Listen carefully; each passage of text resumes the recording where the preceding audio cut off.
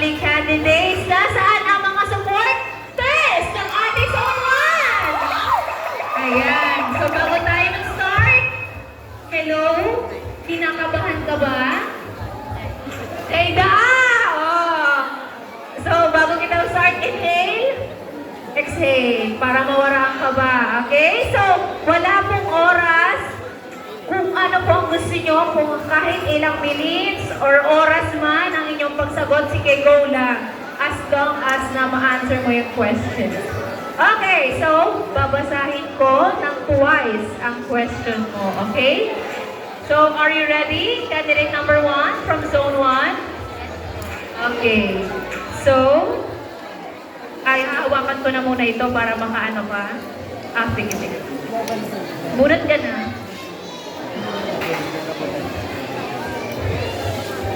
Babasahin ko po ng twice ang question. Okay. Okay, so pwede po na tayo manahimik habang sumasagot po ang ating mga candidates. Okay? So, ang question mo ay, bilang isang kabataan, ano ang mapapayo mo sa mga kabataan sa susunod na henerasyon? Again, bilang isang kabataan, ano ang mapapayo mo sa mga kabataan sa susunod na henerasyon?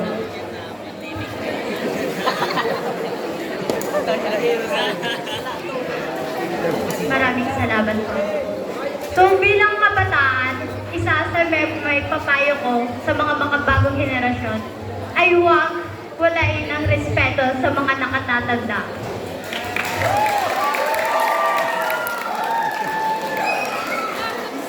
Respeto, dahil kung mapapansin natin, karamihan sa ngayon ay wala ng respeto sa, for example, sa wika. Marami sa atin ang nakakalimutan na ang tunay na kahalagahan kung ano ito. Respeto sa mga matatanda, kung ano at kung saan tayo nagmula. Respeto kung paano sila igagalang bilang tao. Yun lamang po. Maraming salamat.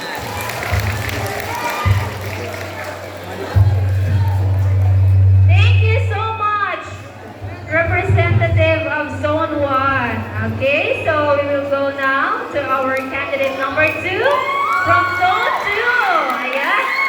Hi. Hi, beautiful girl. Kinakabahan ka ba? Yes, of course. Okay, nasaan ang mga supporters ng Zone 2? Ayan. Kaway-kaway naman sa kanila. Ang dami mong supporters. Pang Miss Universe ang aurahan ng kandidata nyo. Okay, inhale, exhale ka na muna, ate girl, para hindi ka kabahan. Okay, so sige na, bunot ka na ng iyong question. Again, I will read it twice, okay?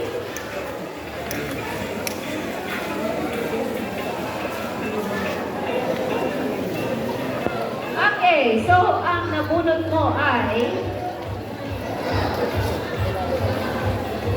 ano ang isang natatanging salita na maaari mong mailarawan sa iyong mga magulang? Again, ano ang isang natatanging salita na maaari mong mailarawan sa iyong mga magulang?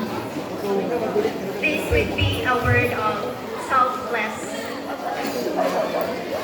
Because they give us everything before them. They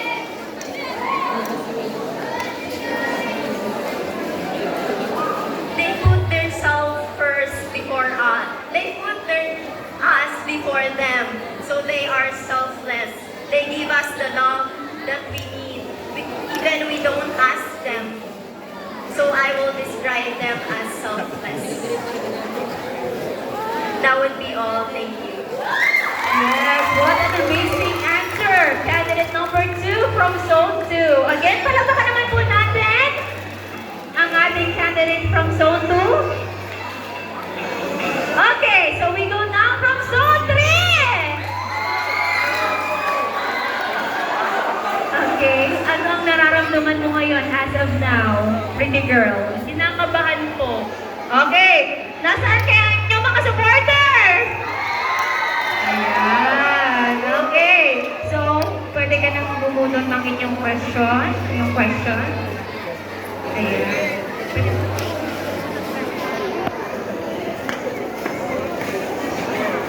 Okay, I will read it twice.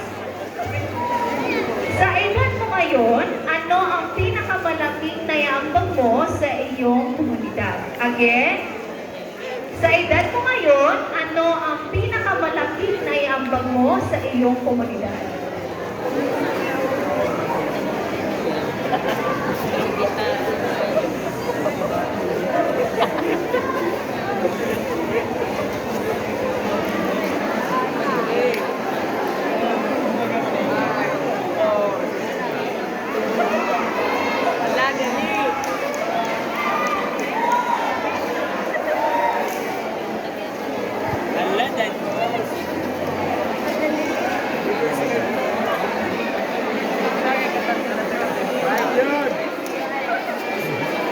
Sa edad ko po ngayon, ang naiambag ko po sa aking komunidad ay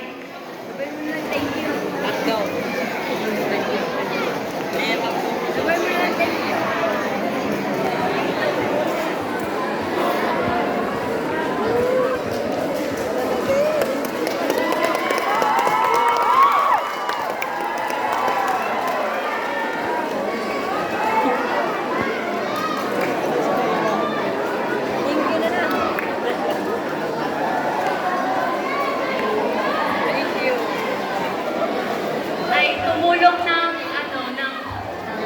tumulong ng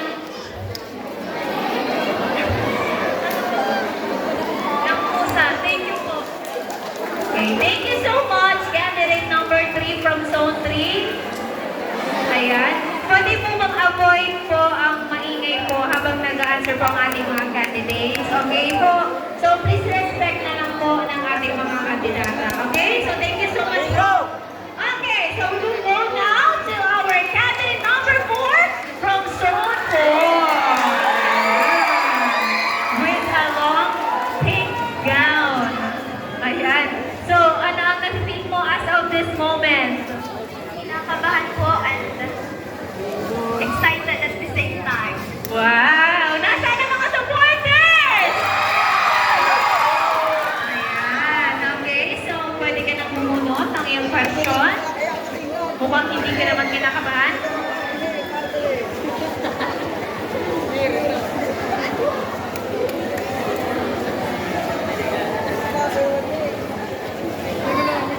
Okay, ang iyong question, ang nabunot mong question ay, sa iyong palagay, anong katangian ang dapat na taglayin ng isang kabataang namumuno? Again, sa iyong palagay, anong katangian ang dapat na taglayin ng isang kabataang namumuno?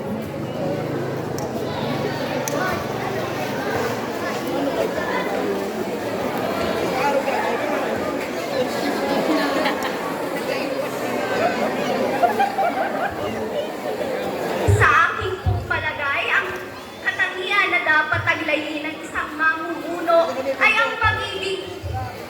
Ay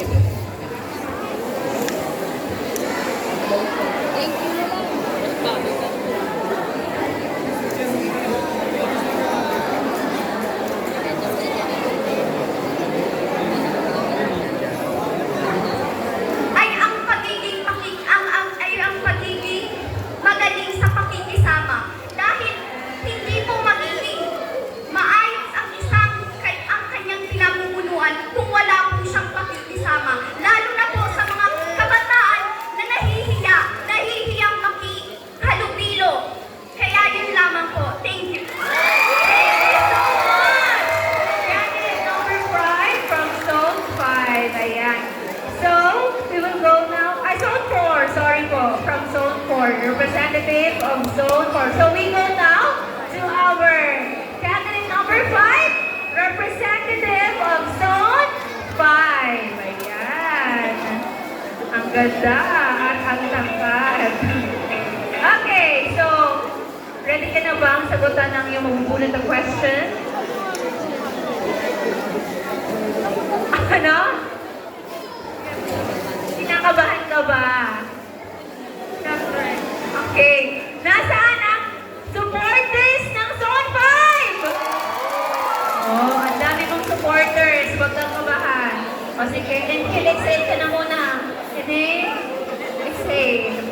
makastart na tayo ng question mo. Okay? So, pwede ka nang bumunot. Yan. So, ready ka na ba? Smile ka na muna. Para mawala ang kaba. Ang gaganda ng ating mga kandidata. Magagaling pa ng mga taga-barangay Bibiro. Grabe ah. Mga talentado pa. Okay. Ang iyong question na nabunot ay, kung bibigyan ka ng superpower, ano ang una mong babaguhin o aayusin sa mundo? Okay? Again, kung bibigyan ka ng superpower, ano ang una mong babaguhin o aayusin sa mundo?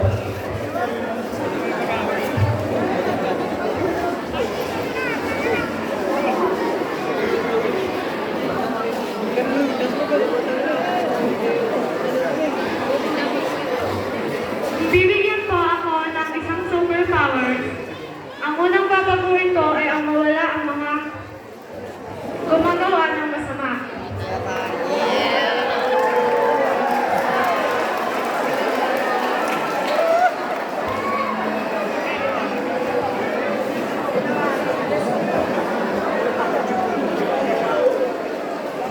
At babaguhin ko ang mga ugali ng mga masasamang tao, katulad ng mga mata tao.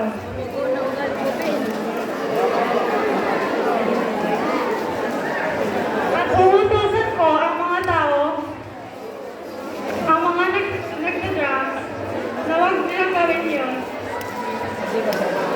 Kasi, yun ay kakasira ng buhay nila. At yun lang. Thank you so much, candidate number 5 from Zone 5. Ayan. So, half na tayo ng ating pinipiling Linggo ng Kabataan. Okay, so we will go now to our next candidate from Zone 6. Ang ganda ng outfit mo. Inspired by... Wow, where's Ate Bem? Okay, so candidate number 6, dito ka lapit-lapit ka. Kinakabahan ka na ba? Sa tingin mo, ready ka na bang sumagot sa ating question? Okay. Nasaan ang supporters si candidate number 6? Ayan. Ang daming supporters. Okay, so mukhang ready ka na. Pwede ka na bumunot ang iyong question. Okay, so babasahin ko again ang iyong question twice.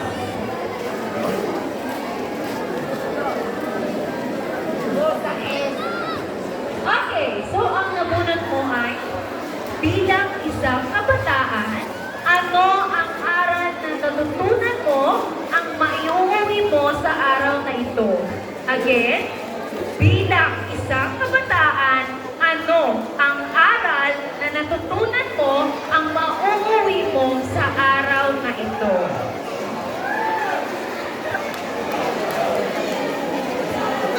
Bilang isang kabataan, ang aral na maiuwi ko ngayong araw na ito ay ang pagiging confident sa sarili at humarap sa maraming tao. Why ito? Dahil maging ako rin po ay isang bahay lamang at hindi kayang makipagharap sa maraming tao. Kaya, nasumala ako sa isabladong ito, nagawa kong ilabas sa lahat ng talentong kaya ko. Salamat po at maraming salamat. Ayan, thank you so much! Number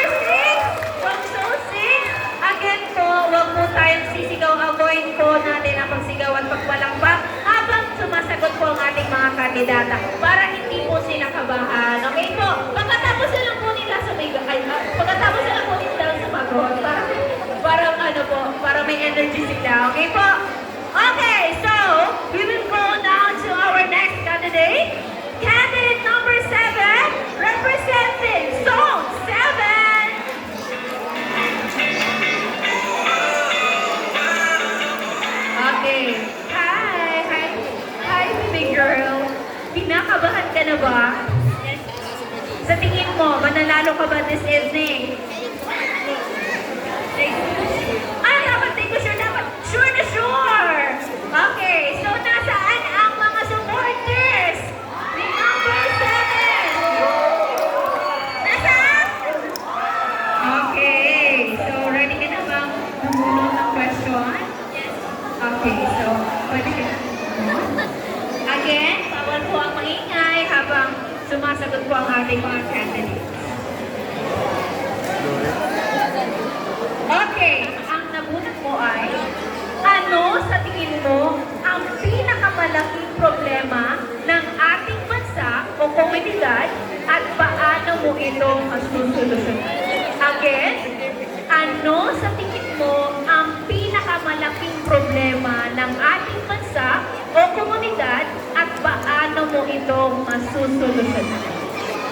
Sa aking paningin, ang napakalaking problemang kinakaharap ng ating bansa ay ang mismong ibang mga politika sapagkat sila ay tumatakbo lamang upang linisin ang kanilang pangalan at masusolusyonan natin ito sa ating sarili. Baguhin natin ang ating pananaw, huwag tayong magpakuto sa magnanakaw. Amen!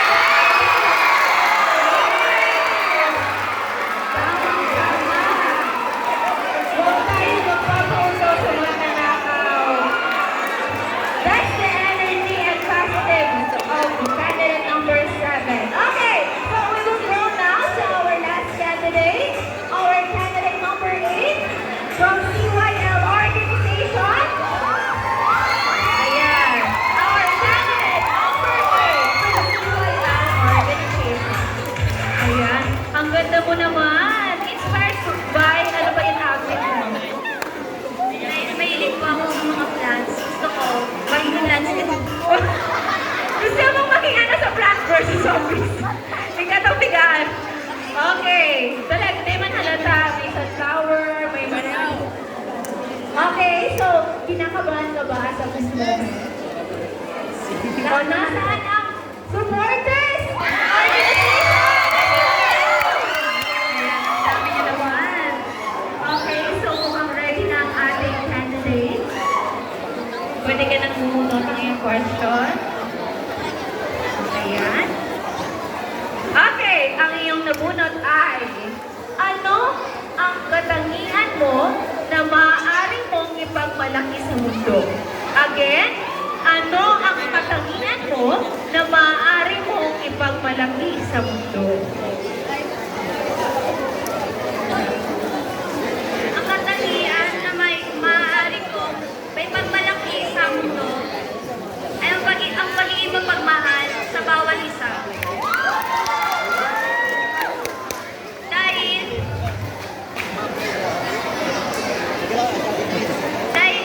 ang pagmamahal, kahit anumang katangian o anumang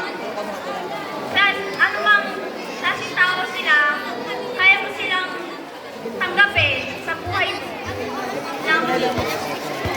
Thank you so much, candidate number 8 from CYL Organization. Ayan, so palakpakan naman po natin ang ating mga binibinis sa pagsagot ng kanilang different questions. Ayan, matatalino ang ating mga lovely candidates.